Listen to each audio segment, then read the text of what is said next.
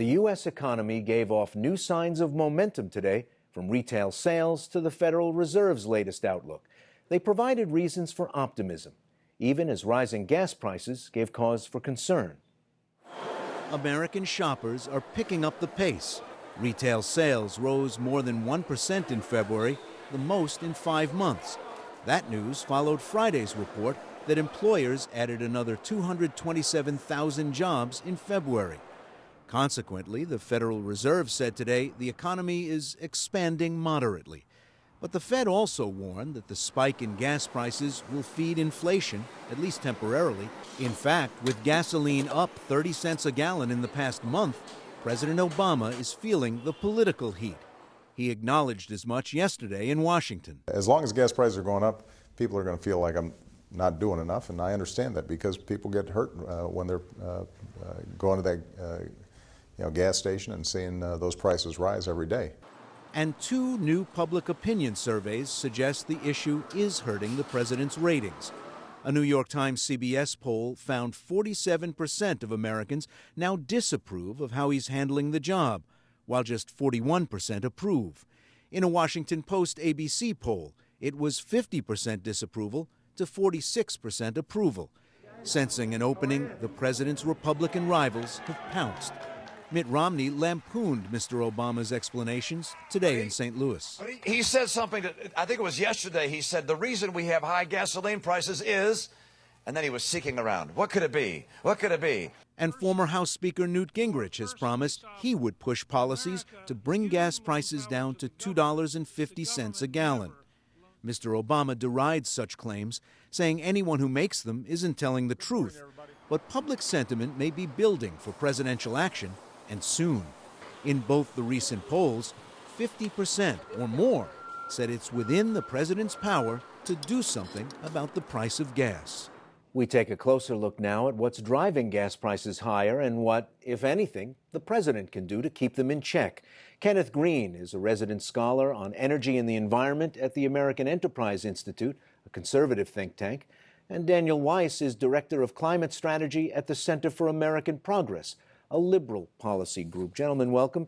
Simply, Kenneth Green, can the president, this president, any president, push down the price of gas? Sure, they can, but not as much as people might think. About 75% of the price of gas is the world price of oil. It reflects the world price of oil. But there's a federal gas tax that can be changed. There are EPA requirements for specific fuel blends that can be changed. So it's not quite true to say the president has no power, but it's not as big as some people might like. Daniel Weiss, can the president change the price of gas if he or she wants to? Well, you know, when this happened in 2008, President George W. Bush said, I would wave a magic wand if I could to lower prices, but there's no such thing. And that's true for this president as well. There is no magic wand to wave. Prices are high due to several factors. First, there's some supply disruption in the Middle East. Second, that there is a lack of there's a increased demand from Asia. And then third, Wall Street speculators and oil companies are helping to bid up the price of oil on the markets, and that is driving up the prices. Forbes magazine, no bastion of progressivism, said that speculators have driven up the price of oil about $25 a barrel. Kenneth Green, you were shaking your head.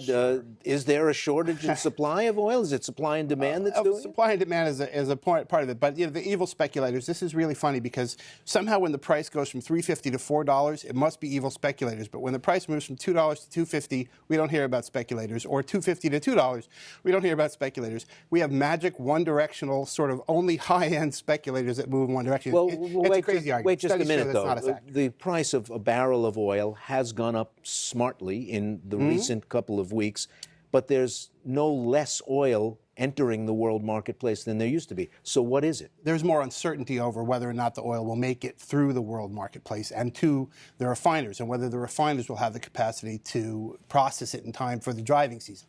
There are many risk factors that are priced into the price of a barrel of oil that are intangible, but no less real. Daniel Weiss, not speculation, but the price of uncertainty. Well, first of all, there is evidence that Wall Street speculators, and not commercial end users like airlines and other people actually have to use the oil, have driven up prices. Generally speaking, there's about 1/3 speculators making deals on oil and 2/3 of end users. Right now, it's the exact opposite. McClatchy News Service found that currently Wall Street speculators make up almost 2/3 of all trades.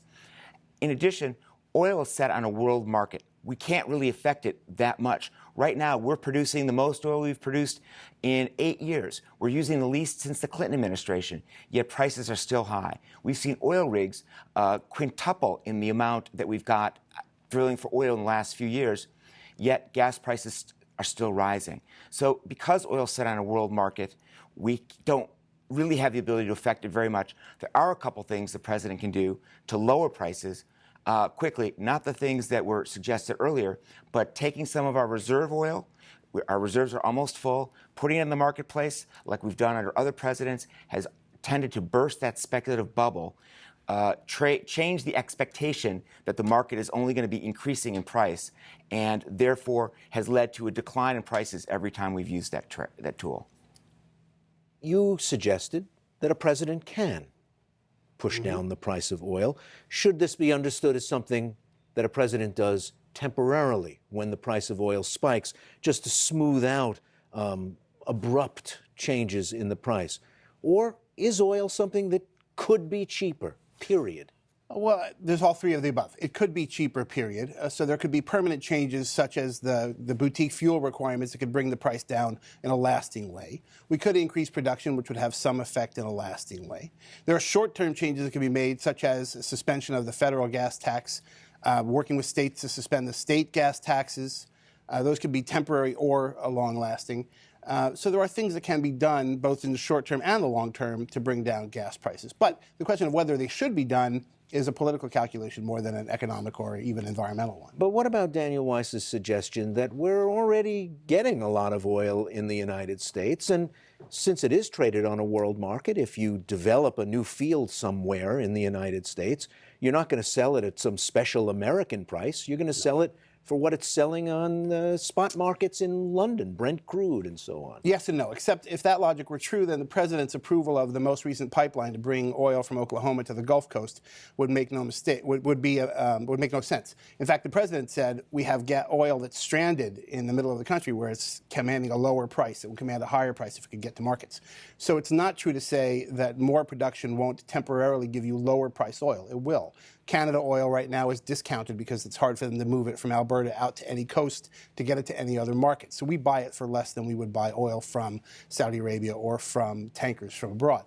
So it's not really true to say you can't drop the price by producing more. You can. It's a matter of how long it will last and how far it will spread. Well, we've talked about cause. Let's talk a little bit about effect. We began with positive economic numbers.